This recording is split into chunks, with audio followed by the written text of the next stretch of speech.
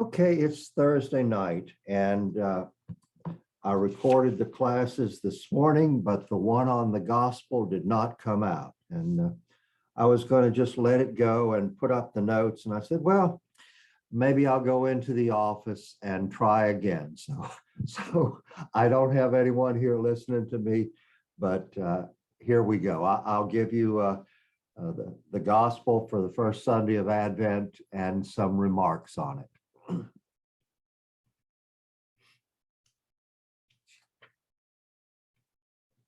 A reading from the Holy Gospel according to Luke. Glory to you, Lord. Jesus said to his disciples, "There will be signs in the sun, the moon, and the stars. On the earth, nations will be in anguish, distraught at the roaring of the sea and the waves.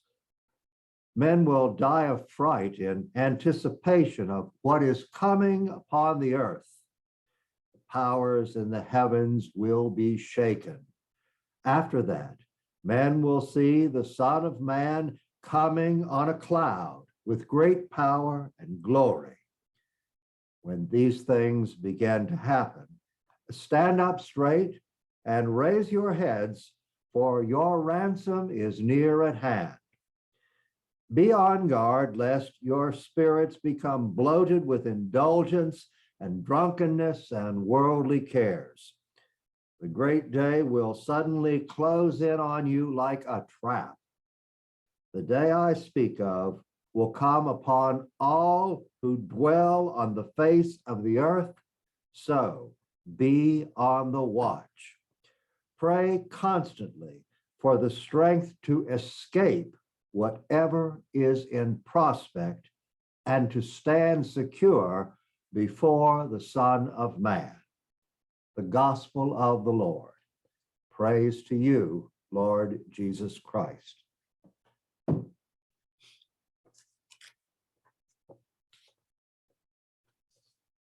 Well, the first thing I'm going to do is say Happy New Year. Our Jewish friends shall celebrate Rosh Hashanah in September or October. Because they follow a lunar calendar, the date varies, as does the date of Passover, Easter. Our Catholic New Year begins on the first Sunday of Advent, and the date also varies. It depends on what day of the week Christmas falls. Now, we have it simpler than the Jews. When we were in the back of the lectionary with the Feast of Christ the King, and so what we do with Advent is we just put our ribbon up in front of the book again. We're up in the very front of the book, and the same with the sacramentary, the prayer for the priest prayers, we're way in the back.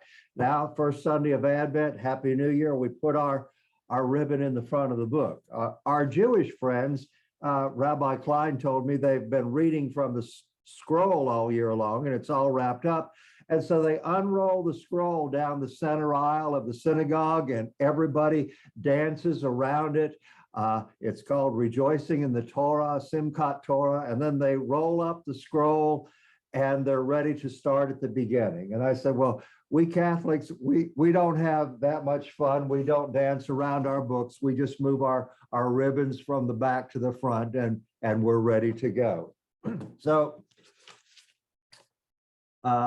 year three, or year C, is the year of Luke, mostly. There'll be some readings from John, but year C is mainly the year of Luke. And so I'm going to give a brief introduction on the Gospel of Luke. Luke had three main sources when he wrote his Gospels. And the first one, of course, is the Gospel of Mark. He had a copy of the Gospel of Mark, and he used quite a bit of that. And then there's another source called Q, more on that in a moment. And then L is what Luke has, and nobody else has that tradition. So just some examples of Q material. That's stuff that's found in Matthew and Mark, but it's not found in Luke. Most scholars think that there was a second source available to Matthew and Luke in addition to Mark. And Germans developed this theory, and the German word for source is Quelle, and so we call it Q for source. If an American or an Englishman had come up with this theory, we would call it S for source, but Germans thought it up, so it's Q for source. And much of the material is word for word. So we think at least a lot of it was written down in document form. I've taught enough to know that if I get papers from two students and there's even one paragraph that is exactly the same word for word, I know either one of them has copied from the other, or they have both used the same encyclopedia or journal article or textbook and both copied from the same source. It's also possible that some of the material that we call Q material was inherited by Matthew and Luke just from the oral tradition. An example might be the Lord's Prayer. I don't think when Matthew was writing his gospel and he came to the part of the Lord's Prayer that he copied it down from some document. He just wrote it down the way that they said it in his church. And the same for Luke. They both probably give us their local oral tradition in that case, and maybe for the Beatitudes. Anyway, much of Q is sayings material. Matthew uses this material by theme. He scatters it around his gospel, and whenever he has Mark or something else that he's talking about, trying to emphasize, if he's got some Q material, he sticks it in there. Luke, on the other hand, makes it into, uses most of it in the section 9 to 19, which is the journey to Jerusalem. I once had a course, excuse me, on Luke 9 to 19, the journey to Jerusalem. In Matthew and in Mark, it takes Jesus one chapter to get from Galilee to Jerusalem. In Luke, it takes 10 chapters, and it's because he puts a lot of his Q material and his special material into this journey narrative. One scholar called Luke 9 to 19 Jesus eating and drinking his way through Galilee on the way to Jerusalem. There's a lot of meals in there. So some of the Q stuff is Luke's Sermon on the Plain. It's shorter than Matthew's Sermon on the Mount. It's got a lot of the same material, but Matthew has made his longer by adding M material, stuff that only he has. He has expanded his version of the sermon into the longer Sermon of the Mount. Luke's Sermon on the Plain is probably a more original, shorter version of it. Some of the sayings material, just some examples. No retaliation, no eye for an eye. That's in both Matthew and Luke, but Mark doesn't have it. Loving your enemies. Mark doesn't have anything about that, but both Matthew and Luke have that command. The golden rule, do unto others as you would have them do unto you. That's Q material. And as I mentioned, the Lord's Prayer and the Beatitudes, those are Q material. Examples of L material. This is stuff that only Luke has. If we didn't have the Gospel of Luke, we would not have, here's some stories about the birth of Jesus. We wouldn't have the annunciation of John the Baptist's birth to Zechariah by Gabriel, or Gabriel's annunciation to Mary of the birth of Jesus. We wouldn't have anything about Mary's visit to Elizabeth along with her canticle, the Magnificat. We wouldn't have the story of the birth of John the Baptist or Zechariah's canticle, Benedictus, blessed be the Lord, the God of Israel. Luke's version of the birth of Jesus is so different from Matthew's, they can't be using the same source. It's L material, it's not Q. only in Luke are there shepherds and angels in Bethlehem. Luke doesn't know anything about stars or wise men, but he has angels and shepherds there in Bethlehem. Only Luke has the story of the presentation of the baby Jesus in the temple of Jerusalem. In Matthew, they hightail it out of town going to Egypt. Only Luke tells of their return to Nazareth after the birth of Jesus. As Matthew tells the story, they're gone. And only Luke has the story of the boy Jesus in the temple. Won't find that in any other gospel. There are several miracle stories that are found only in Luke. The story of the raising of the son of the widow at Nain. And also we're going to see Luke has some stories about women that nobody else has, and this is one of them. The healing of a crippled woman on the Sabbath. That's another miracle story that involves a woman. The healing of the man with dropsy, the story of the cleansing of 10 lepers. Now, in other Gospels, Matthew and Luke, we hear of Jesus curing a leper, but in Luke, he cures 10 at one time. Only Luke has that story. And some more stories about women. Only Luke has the story about the sinful woman who anoints the feet of Jesus in his ministry in Galilee. Matthew and Mark have the story about a prophetic woman who anoints Jesus during Holy Week. Luke doesn't have that story. That takes place in Bethany near Jerusalem. Only Luke has the story about the sinful woman who anoints the feet of Jesus. He also has the story of the women that accompany Jesus during the miracle. This is in chapter 8 of his gospel. In Mark, the first time you hear that women were accompanying Jesus in the Gospel of Mark is after Jesus is dead on the cross. And Mark says, at the back of the crowd were Mary Magdalene and some other women. Oh, and by the way, when Jesus was in Galilee, they accompanied him and his disciples, and they came up with them to Jerusalem. And so there, if you're reading Mark, you've got to suddenly rethink the whole gospel. Like you could have imagined that the Last Supper was a stag party, just guys. Now you hear, hey, these women have been there all along. Well, Luke lets us in on the secret all the way back in chapter 8. He tells about these women who were ministering to Jesus and the other male disciples. Luke has the story of the Samaritan village that refuses to accept Jesus. Now, I don't think women are involved there, but anyway, it's a great story. And Jesus, unlike Elijah, does not call fire down on the village.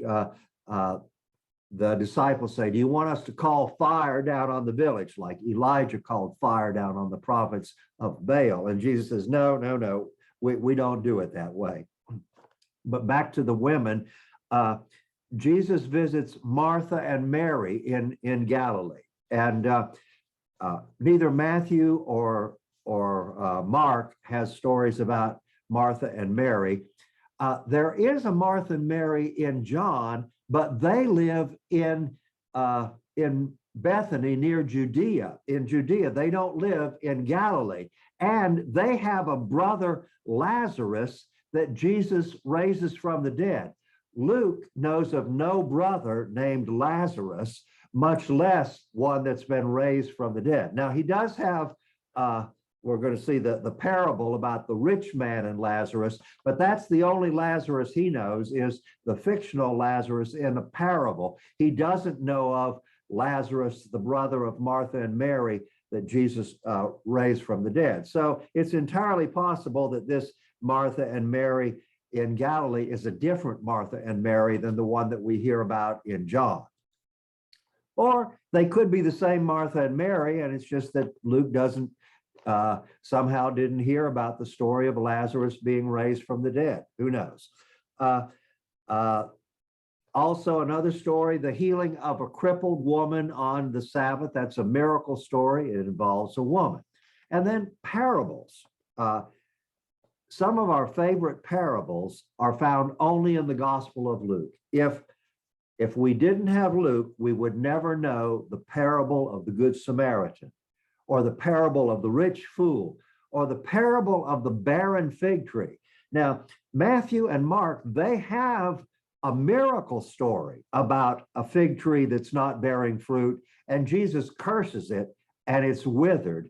And some scholars think that Luke didn't like stories about Jesus doing cursing miracles, and so he changed it to a parable. And in the parable, it's like, well, we're going to cut this tree down, but they say, no, we're going to fertilize it, and we're going to give it one more chance. And then if it doesn't bear fruit, then we'll cut it down. So some scholars think that Luke has transformed the miracle story into a parable, or it could be the other way. Mark could have made a miracle story out of something that was originally a parable, instead of Luke making the miracle story into a parable, and Matthew followed Mark on that. I think probably the miracle story was more original. Anyway, the parable of the lost coin, and it's a woman who's lost the coin, and so that's another one about women, and it's only in Luke. The parable of the prodigal son, only in Luke. The parable of the dishonest steward, the parable of the rich man and Lazarus. I have a great sermon on that, but not for today. The parable of the widow and the dishonest judge, and the parable of the Pharisee and the tax collector. You will not find any of them in any other gospel. Thanks be to God for Luke. And a miscellaneous story that's in no other gospel is Jesus and Zacchaeus. Zacchaeus, the tax collector, who's too short to see Jesus, so he climbs up into a tree so he can look over the crowd, and he ends up, Jesus has a meal with him there in his house. Only in Luke. Then in the Passion narrative, Luke has his own touches. First, the healing of the man whose ear gets cut in the garden, when there's some swordplay in the garden. In Matthew, Mark, and John, that poor devil is still bleeding when they leave the garden. But in Luke, he's healed. And only in Luke, only Luke portrays Jesus as healing as he's going through his passion. Only Luke portrays Jesus before King Herod, the Jewish king, in the Passion narrative, and he notes that Herod and Pilate become friends. So even the enemies of Jesus are brought into reconciliation with each other by Jesus, by contact with Jesus, in Luke's story of the Passion narrative. Only in Luke do the women of Jerusalem weep over Jesus. We wouldn't know that from reading Mark, Luke, or John. Only in Luke does Jesus say, Father, forgive them. And Luke does not have those terrible words from the Gospel of Matthew, let his blood be upon us and our children. And you know, throughout the centuries, the favorite gospel of the church has been Matthew. And I often wonder what relations between Christians and Jews, how they might have been different if we had read as much of the Gospel of Luke as we read of the Gospel of Matthew. And we're blessed now to live in a time when the lectionary has been reformed, and we do, in fact, read as much of Luke as we do of Matthew. Thanks be to God. Only in Luke do we have the story. He's sometimes called the good thief, but he's a thief in Matthew and Mark. In Luke, he's just a criminal, an evildoer. So he's actually not the good thief, he's the good evildoer in Luke, who repents. Only Luke has that story.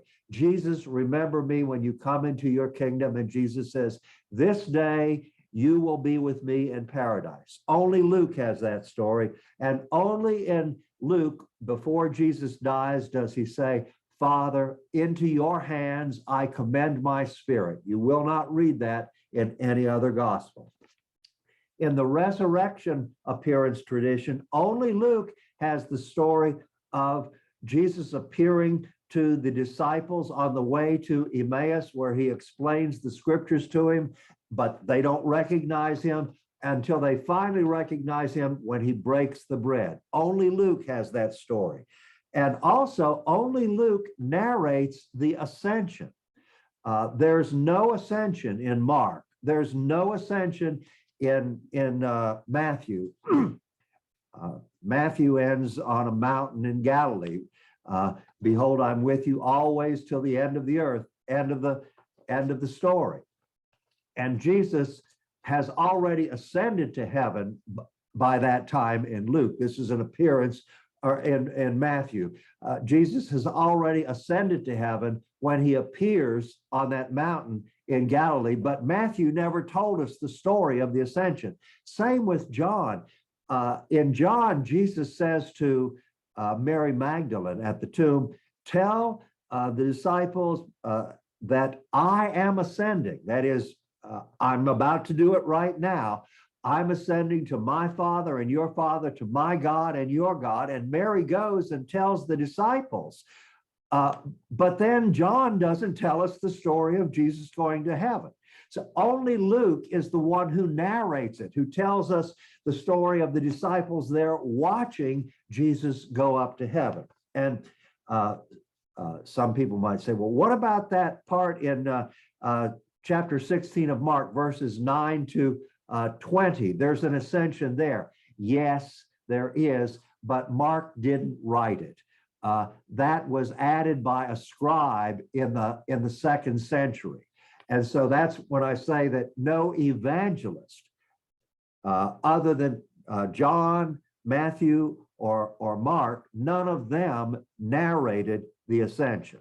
Only Luke and some scribe who might have been influenced by Luke, for all that we know, puts 2nd century scribe, adds that as kind of an appendix to Mark's gospel. Okay, now the liturgical year determines our communal experience of Luke. We are free to get Luke's literary context by reading the gospel privately or by engaging in a Bible study on Luke, where we would start at the beginning in chapter 1 and go all the way to the end to chapter 24 and experience the material as Luke has structured his story. That's not what we do in the liturgical year. Here's kind of a brief overview. We have 3 kinds of time as Catholics. One, we have Advent Christmas time, and then also we have Lent and Easter time. And any time that's not Advent Christmas or Lent Easter is ordinary time. And we have ordinary time twice in the year. Between Christmas time and before Lent starts, that's just ordinary time. And then after we finish celebrating Easter, before we get ready to start the next Happy New Year with Advent, that's also ordinary time. So kind of an overview of this. We start Advent with Luke 21. We begin reflecting on the end of the world. And then in the next Sundays of Advent, we have stories about John the Baptist and Jesus as adults. And then we read a lot of Luke chapter 1 and 2 during the Christmas season, the Feast of the Holy Family, and so on. Then ordinary time, part 1. The first Sunday of ordinary time is always about the baptism of the Lord. And we read Luke's version in chapter 3 this year. And then we take a break from Luke, the second Sunday in ordinary time, and we're going to read the story of the marriage at Cana and changing the water into wine. That's only found in John.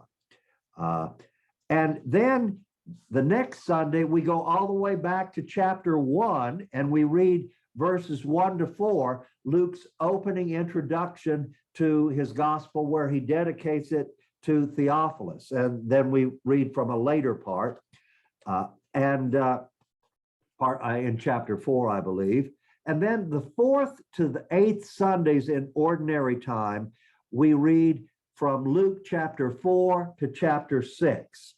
And how many Sundays we have in ordinary time, this first group, that depends on how early Easter comes. If Easter comes early, then there's just a little bit of ordinary time. If Easter is going to come late that year, we have more ordinary Sundays before we get to Lent. So Lent and Easter time, the first Sunday is always the temptation of Jesus, and we'll read Luke's version this year. The second Sunday of Lent is always the Transfiguration, and we'll read Luke's version of the Transfiguration this year. Then we jump from chapter 9, Transfiguration, all the way to chapter 13, and we get some sayings on repentance. And then the following Sunday, we do Luke 15, which is the story of the prodigal son. And then the 5th Sunday of Lent, we read from John 8, and I have it in brackets in my note. It's the story of the woman caught in adultery. And I put it in brackets because John didn't write it. This is something that a scribe has added to John's gospel. And as a matter of fact, several scribes have been at work putting this in all of our modern printed Bibles. It appears here in John at the beginning of chapter 8. In some ancient handwritten Bibles, scribes wrote it in at the end of chapter 21 in John's gospel. And also some scribes wrote it into the Gospel of Luke in chapter 21 there. I give it to you in a footnote. After Luke 21:38. They put it. So this story, it's a beautiful story, and it's part of our Catholic Bible, but it was not written by Matthew, Mark, Luke, or John. It's some bit of oral tradition or preaching that scribes have picked up, and different scribes have put it in different places in their handwritten New Testament, and all our modern Bibles put it in John 8. And I wonder if the liturgist who did this knew that it was also actually, some scribes considered it to be a Lucan story, and that's why he put it there, or if it was just dumb luck on his part to get it into Luke's year. Anyway, then in Holy Week and Easter, we jump from John chapter 8 all the way to Luke chapters 22, 23, 24, the Passion narrative, the resurrection appearances. And then on Ascension Day, we read the last verses in Luke's gospel. Only Luke narrates the ascension. And so that's what we read on Ascension Day. Then we go back to ordinary time. And before we start doing numbered Sundays, we have Trinity Sunday, and we read from John on Trinity Sunday, John 16. Then we go all the way back to Luke chapter 9 for Corpus Christi, the feast of the body and blood of Christ. And there we read Luke's version of Jesus feeding the multitude back in chapter 9. So we've been all the way to the end of the gospel. Now we jump back to chapter 9. This year we're going to skip chapter 7, 8, and most of chapter 9. Those occur on the 9th to the 12th Sundays of ordinary time, and they get omitted this year because Easter comes early. If Easter had come later, we would have fitted them in. And then we read from Luke 9:51 to the beginning of chapter 21 on the 13th to the 31st Sundays of ordinary time. And then on the Feast of Christ the King, we read the story from Luke 23, the good thief who recognizes Jesus as the Messiah, as the King on the cross. Jesus, remember me in your kingdom. We read that story. It's only found in Luke. We read that on the Feast of Christ the King in this year. So my main point here is that our liturgical year determines our experience of Luke's gospel rather than the literary structure. As a scripture scholar, I'd prefer to start at the beginning and work our way through it and not jump around. But the church in its wisdom says, no, Father Pat, there's a lot more important things than the literary structure. And so we're going to structure our liturgical experience of the Gospel of Luke on our liturgical year. And our liturgical context this Sunday is, it was chosen because the passage was chosen for its reference for the coming of the Son of Man. And the Latin word for coming is adventus, for the coming of Christ. So we start our liturgical year with Luke, with his story in chapter 23, almost the end of his gospel. We start near the end because Advent, as I mentioned in the first talk, is about, it starts thinking about the final coming of Christ. So that's why we start the Gospel of Luke near the very end. And I'll go ahead and read a second translation. I've got this old Jerusalem Bible lectionary from when I was a young priest. We used to be able to read, there were 3 legal lectionaries. This is the New American Bible that we had back then. The Revised Standard, I don't have that with me, and this one. And all 3 of these are outdated. I'm not supposed to use any of them in the pulpit anymore. The new revised edition of the lectionary has since come out. But I still use them for sermon preparation and all, and for studying the readings. It's nice to have them all in one place instead of having to open and look through different Bibles to find them. So here is Luke's, here is the Jerusalem Bible version, a reading from the Holy Gospel according to Luke. Jesus said to his disciples, "There will be signs in the sun and moon and stars. On earth, nations in agony, bewildered by the clamor of the ocean and its waves, men dying of fear as they await what menaces the world, for the powers of heaven will be shaken. And then they will see the Son of Man coming in a cloud with power and great glory. When these things begin to take place, stand erect, hold your heads high, because your liberation is at hand. Watch yourselves, or your hearts will be coarsened with debauchery and drunkenness and the cares of life. And that day will be sprung on you suddenly like a trap. For it will come down on every living man on the face of the earth.